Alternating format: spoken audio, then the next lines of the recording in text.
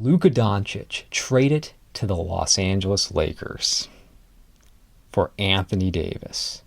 This has to be the biggest trade in the history of the NBA. There really is no comparison. A shocker. A blockbuster trade unlike any other, because it involves the Los Angeles Lakers. A team that has LeBron James, arguably the greatest player in the history of the sport. And then you have a young player in his prime, really just entering his prime, in Luka Doncic. We don't know how much better he might actually get. And then now you're pairing him with LeBron James. And then you have Anthony Davis, more at the tail end of his prime, a future Hall of Famer, going to the Dallas Mavericks. I never saw this coming. Who would? With the NBA trade deadline quickly approaching, this trade goes down this Saturday evening. LeBron James and Luka. Luka and LeBron. What an interesting pairing.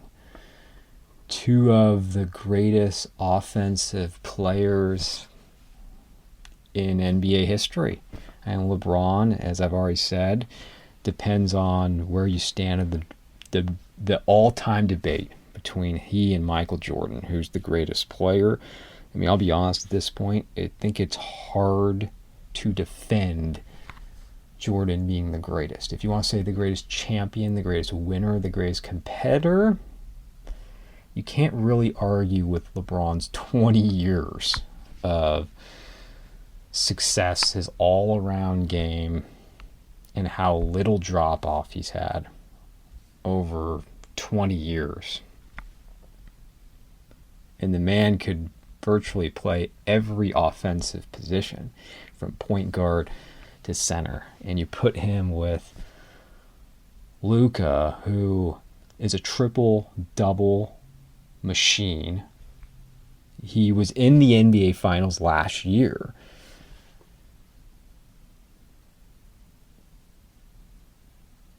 And he's young. I just can't think of two offensive players that really can do everything offensively paired together like this. I mean, there have been other great ball handlers, point guards, distributors. Go back several seasons to James Harden and Chris Paul. Last season, Curry and Paul, but Chris Paul clearly, near the end of his career, hanging in there.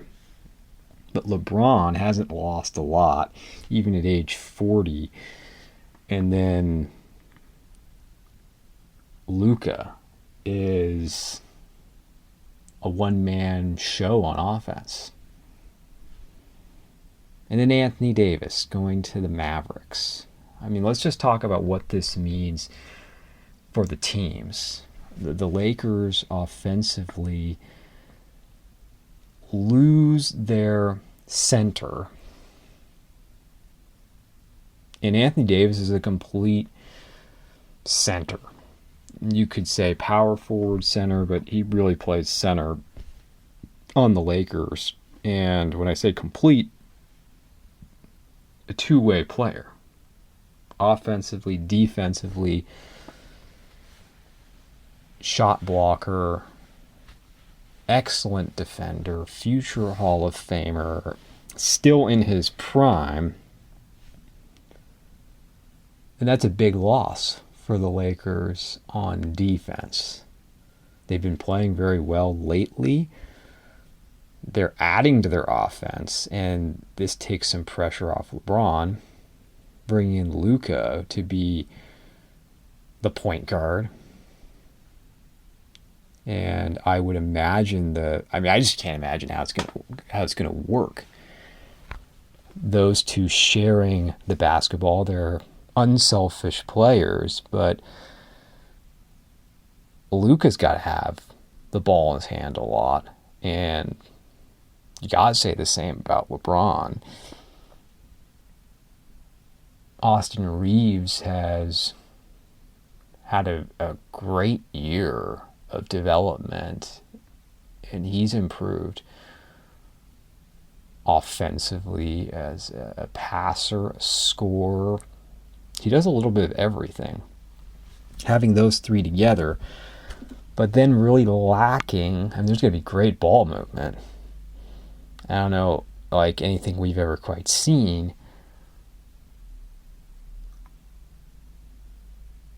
But who's going to be the center? Who's going to be the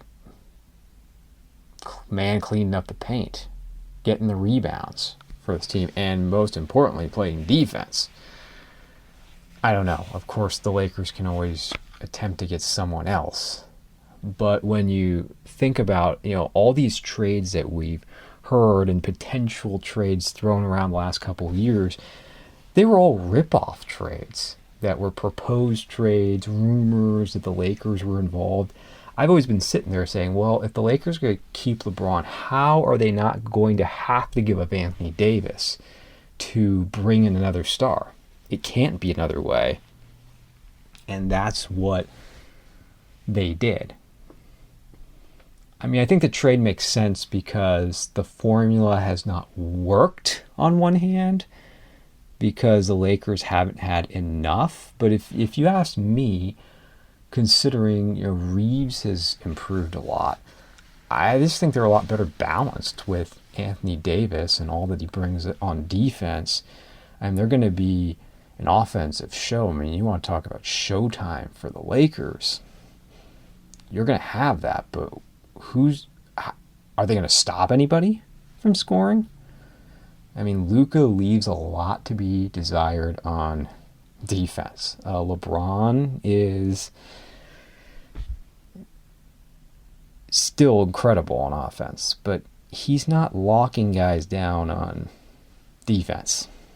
Okay, they have Vanderbilt back. Okay. Is LeBron going to play power forward now for the Lakers? Is Vanderbilt's going to play center? Are they going to have someone else playing center? I don't know. They're going to play more of a small ball. And if you're going to run into some of these other teams, such as, let's just say, the Nuggets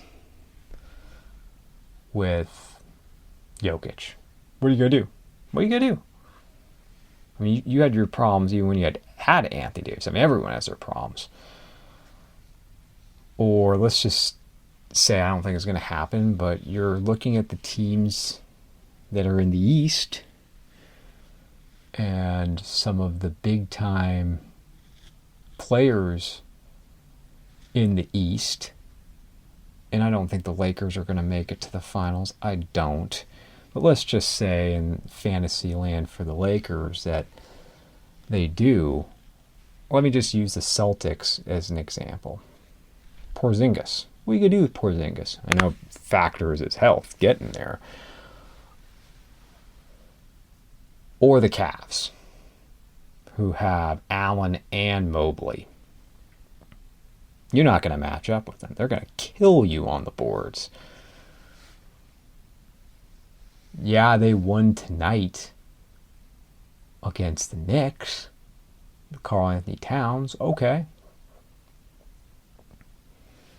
They're still going to need someone to play center, and they're unbalanced. But the NBA loves this. So whatever happens this season, that the Lakers now have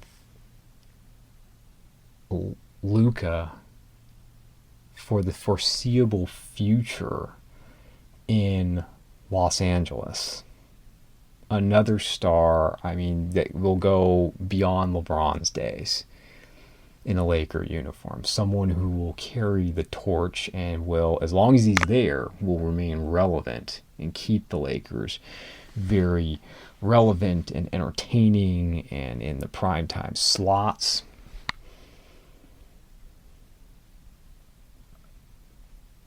And then let's talk about the Mavericks for a moment. The Mavericks, this is the one I'm really shaking my head about, is it makes a lot more sense for the Lakers. I don't think it makes them a championship team. I don't think it makes them a finals team. But it's interesting. And they get Luka in his prime, just entering his prime. The Mavericks, I don't get it. You were in the finals last year. You made some adjustments. And we don't know everything that went behind the scenes with Luka and ownership. But how do you give up an all-time offensive talent like that at this age for Anthony Davis, who's in his early 30s? I mean, are you going to win? Are you going to go back to the finals with Kyrie and Anthony Davis? I mean, I do think that it was a bit repetitive, a little redundant skill set when you had Kyrie and Luka together. I mean, again, it was interesting. I also see sort of the same problem with what the Lakers will have. Now you're going to have Kyrie with Anthony Davis, and again, Klay Thompson isn't what he was. I don't see how this makes you better. I mean, if anything, would you have found a way to move Kyrie, not Luka? And I would have taken a lesser player. You weren't going to get Anthony Davis for Kyrie Irving, but I just don't see how you do this. I don't see how you move someone. Yeah, you're getting a Hall of Fame player, but I would have pushed, if I was willing to, if I had to trade one of those two, I would have moved Kyrie Irving.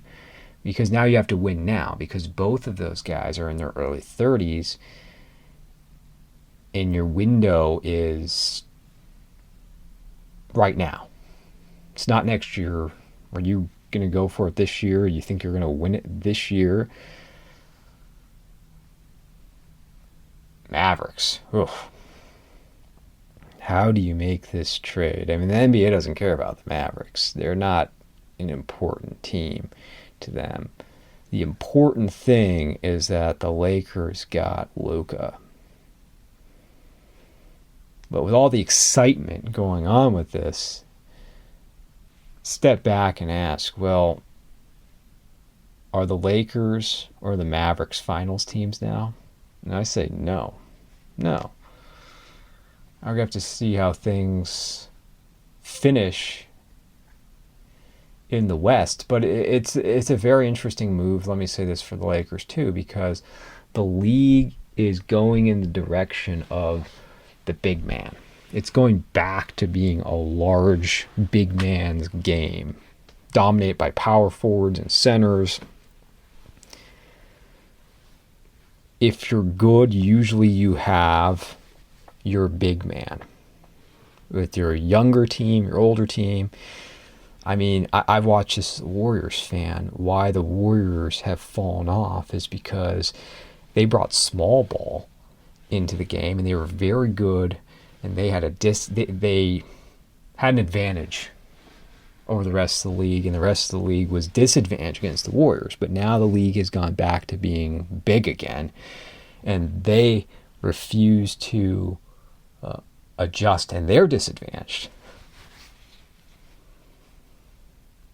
But these teams, at the top of the conference, the teams and the majority of the superstars in this league now are big men.